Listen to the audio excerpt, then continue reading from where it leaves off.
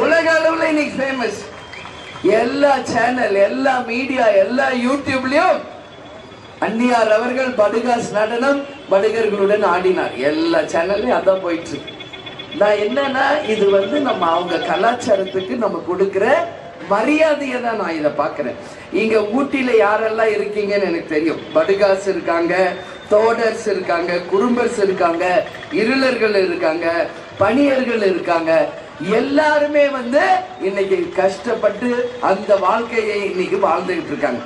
நான் இன்னைக்கு தேயிலை தோட்டத்துக்கு போயிட்டு ஒரு 1/2 hour இல்ல 45 minutes, ஒரு 3/4 மணி நேரம் அவங்களோட பேசிட்டு நான் வெளியே வரேன். கார்ல ஏறி உட்கார்ந்தோடனே இப்படி என் காலை பார்க்கிறேன், ஃபுல்லா என் கால்ல இருந்து ரத்தம் கொட்டுது. எனக்கே புரியல என்ன இதுன்னு பார்த்தா நல்லா அவ்வளவு பெரிய அட்டை போட்டு நம்மள கடிச்சுக்கிட்டு இருக்கு.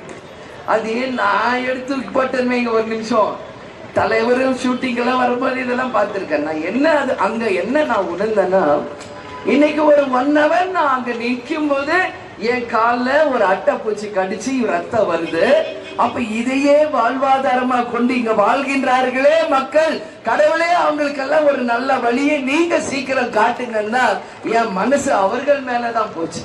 எந்த அளவு அவங்க எல்லாம் கஷ்டப்பட்டு அந்த ஃபீல்டுல வேலை பார்க்கறாங்கன்றத எனக்கு இன்னைக்கு பாடமாக என் காலில் கடிச்ச அட்டன் உணர்த்துச்சு. அவங்க எல்லாம் என்ன சொல்றாங்க, அட்லீஸ்ட் நீங்க வந்தாவது மக்களுக்கு நல்லது, எங்களை மாதிரி ஆளுங்களை காப்பாற்றணும். நான் சொன்னேன், 40 வருஷம் கேப்டன் மக்களுக்காகவே உழைச்சார். சொந்தமாக சம்பாரிச்ச காசுல மக்களுக்கு உதவி செய்த ஒரே மனிதர் கேப்டன் தான். இன்னைக்கு ஆட்சியில இருக்கிறவங்க மக்கள் வரி பணத்துல உதவி செய்யலாம், அது வேஸ்ட். அது யார் வேணாலும் செய்யலாம், நீங்க செய்யலாம், அவங்க செய்யலாம், இவங்க செய்யலாம். ஆனா உழைப்பில் சம்பாதிச்ச காசுல மக்களுக்கு உதவி செய்த ஒரே தலைவர் ஒண்ணு புரட்சி தலைவர், அதுக்கு அடுத்தது புரட்சி கலைஞர் கேப்டன் மட்டும்தான். இன்னைக்கு தலைவர் எப்படியோ அப்படிதான் தொண்டர்கள் நீங்களும் கொடுத்து கொடுத்து சிவந்த கரங்களுக்கு சொந்தக்காரர்களாக இன்றைக்கு வரைக்கும் நம்ம உழைப்புல கட்சியை உயர்த்தி கொண்டிருக்கீங்கன்னா இந்த கட்சிக்கு இணை எந்த கட்சியும் இல்லை என்பதை உறுதியாக இங்க சொல்றேன். இங்க எத்தனை 1000 பேர் இருப்பீங்கன்னு எனக்கு தெரியல. ஆனா என்ன பண்ணுங்க, நீங்க ஒவ்வொருத்தரும் 100 பேருக்கு சமமானவங்க, 100 பேருக்கு சமமான. ஏன் சொல்றேன்னா, உங்களுக்கு 100 சோறோ பீரோ யாரும் கொடுக்கல. உங்களை கூப்பிட்டு வாங்க இந்த அளவு மீட்டிங்னு தான் சொன்னாங்க. எல்லாம் உட்கார்ந்து இருக்கீங்களே. எனக்கு தெரியும் 6 மணிக்கு மேல யாரும் வெளியே இருக்க மாட்டீங்க.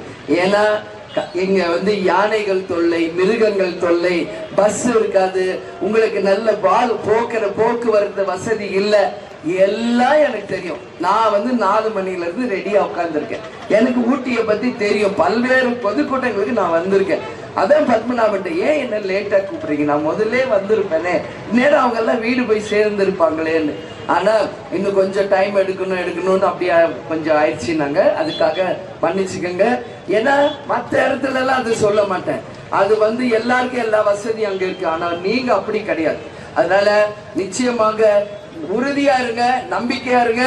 இந்த கட்சி மக்களுக்கு மட்டும்தான், நிச்சயம் மக்களுக்கு நல்லது நடக்கும் என்பதை இந்த நேரத்தில் நான் சொல்றேன்.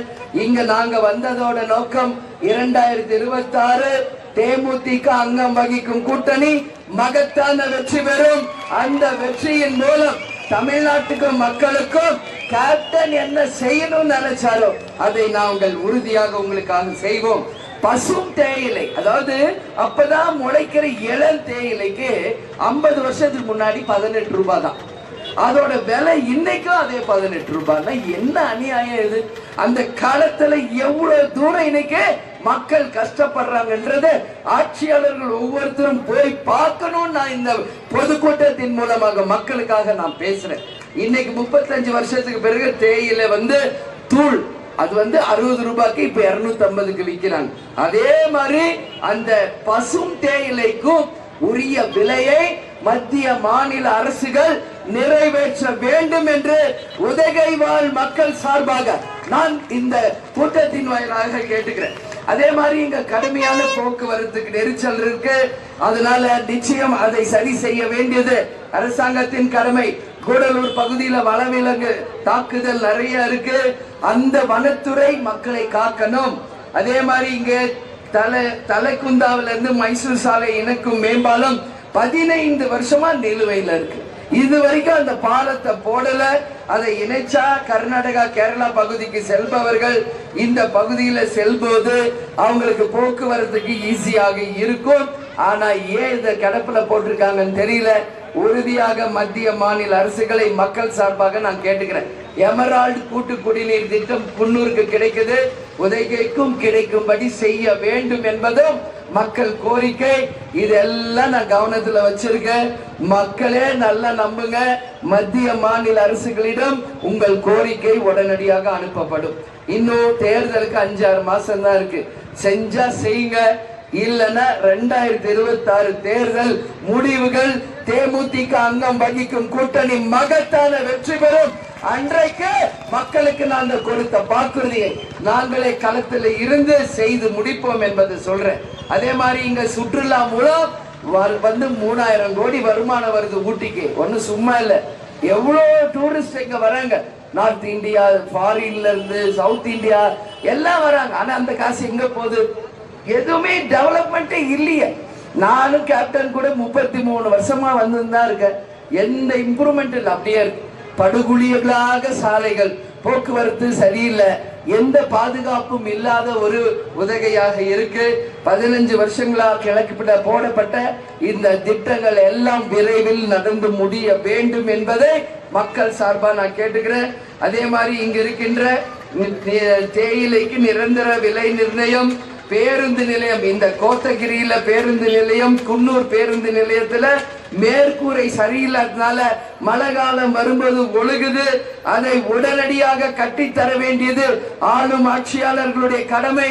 எம்எல்ஏவும் அவங்கதான், எம்பியும் அவங்கதான். இத செய்யணும்.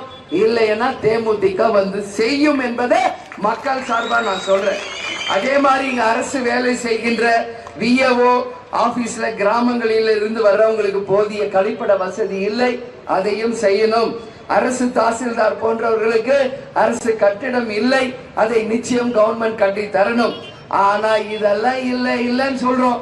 நம்ம வேணாம்னு சொல்ற டாஸ்மாக் மட்டும் தெருவுக்கு 10 கடையை திறந்து வச்சு எல்லாருடைய வாழ்க்கையும் இன்னைக்கு சீரழித்து குட்டுச்சவர் ஆக்கிட்டு இருக்காங்க. இது ஒண்ணுதான் இங்க இருக்கு, வேற எதுவுமே இங்க இல்லை. இந்த நிலை மாறணும். டாஸ்மாக், இன்னைக்கு கள்ளச்சாராயம், போதை, இதெல்லாம் என்னைக்கு ஒளிதோ அன்னைக்குதான் தமிழ்நாடு முன்னேறும் என்பதில் மாற்று கருத்தே இல்லை.